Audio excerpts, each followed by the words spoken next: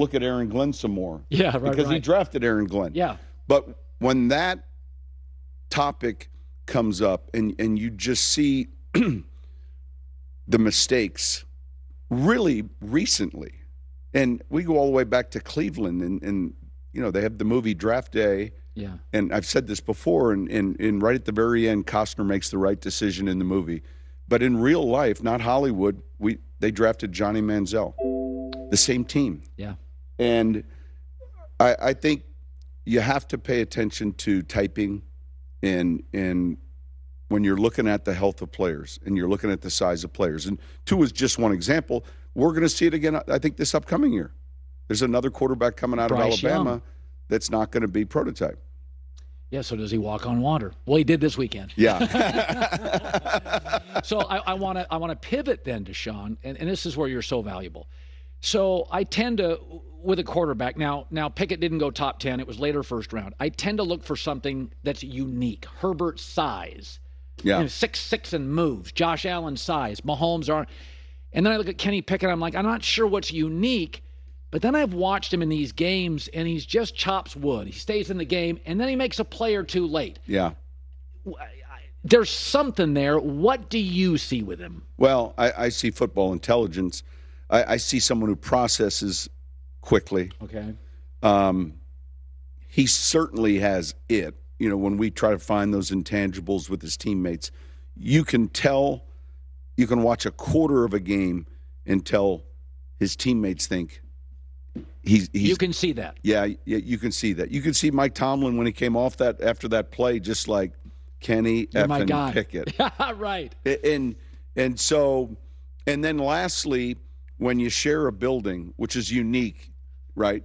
The Steelers and the University of Pittsburgh, and you have that much access to personality, right, skill set, all the other intangibles. That's invaluable.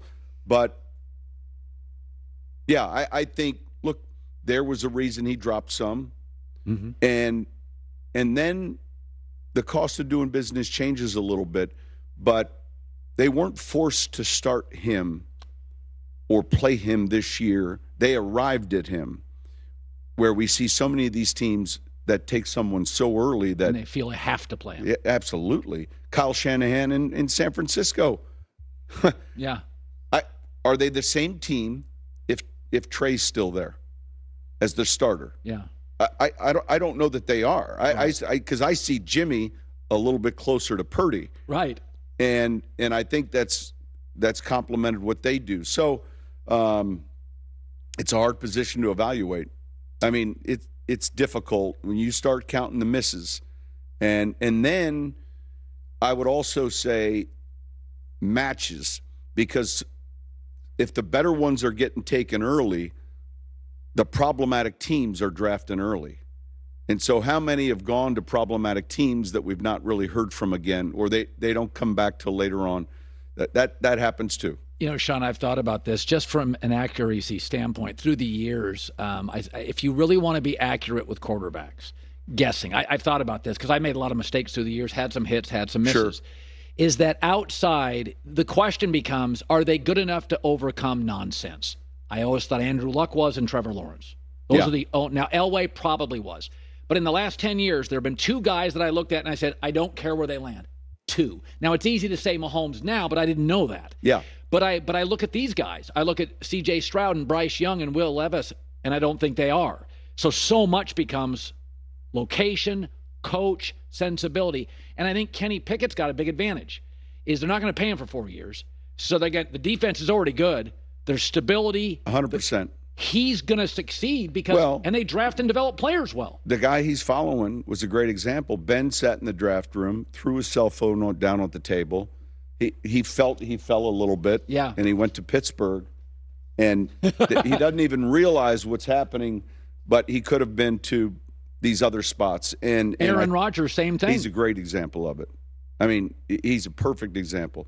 Not how he wanted it to unfold, but how would have the bigger picture unfolded had he got what he wanted early on.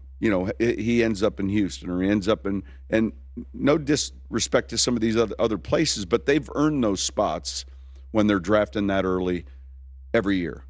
I want to talk about it was a surprising thud. Jets, Seahawks. I mean, and maybe I should have known the veteran Pete at home against the kid Saleh. You know what I mean? Like, that's a tough win to go up to the Northwest. Pete Carroll. Kenneth Walker was healthy. When he's healthy, they lean on him. Geno can throw 32 times. Very effective. But I do think sometimes to get the right answer in life, it's often a loss or pain.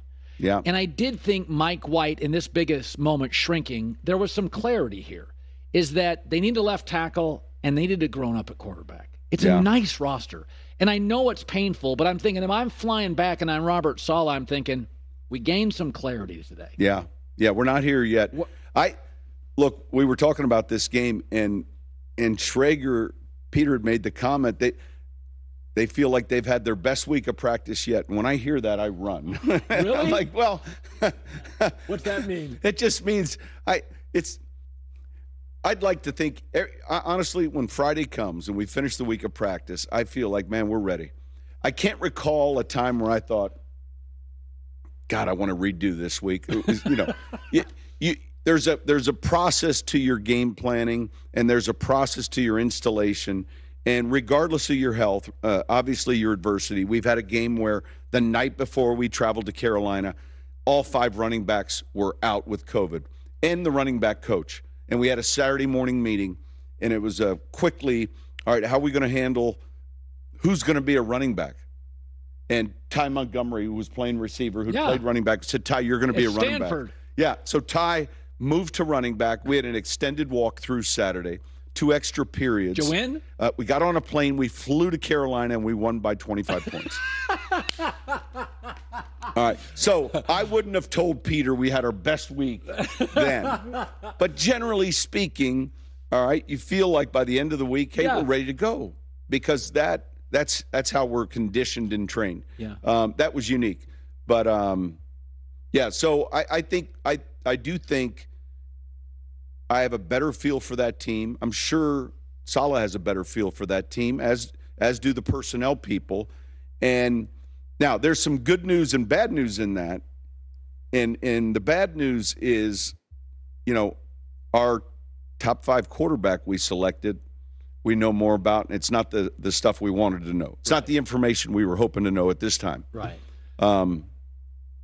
It'll be interesting to see how they handle that. Okay, I want to we haven't talked about this game, but you had so many playoff experiences. It's interesting. So here are the Eagles. When the Niners were all beat up early, now they're healthy. Yeah. The Eagles were healthy forever. Now they're falling apart. And key guys, Lane Johnson's a Hall of Fame right tackle. Yeah. I mean, they don't win when he doesn't play. Jalen Hurts is banged up. Now they lost Sweat, a defensive lineman. And I look at them and take me to your experience, and I think it's weird. Sometimes I think a team's falling apart and they show up in the playoffs and it's a totally different sensibility. Would you be, or how concerned would you be that you're kind of key guys? Is it circle the wagons time? Are you a little concerned with Philadelphia? Well, yeah, I mean, look, I think it starts with the QB. So I'm under the assumption he's getting healthier and he's going to be available for the playoffs. Okay. Relative to what you just said, though, we've got to find a way to get this 1 seed. Because it used to be there were 2 teams. Right. The 1 and the 2 would have a week away, rest your players, work on, whatever it is that – and we're starting to see the trends, the power of that 1 seed. Yeah. There'll be an exception here or there. Right. But especially when your team is nicked up like Philly is, to get that additional week without a game.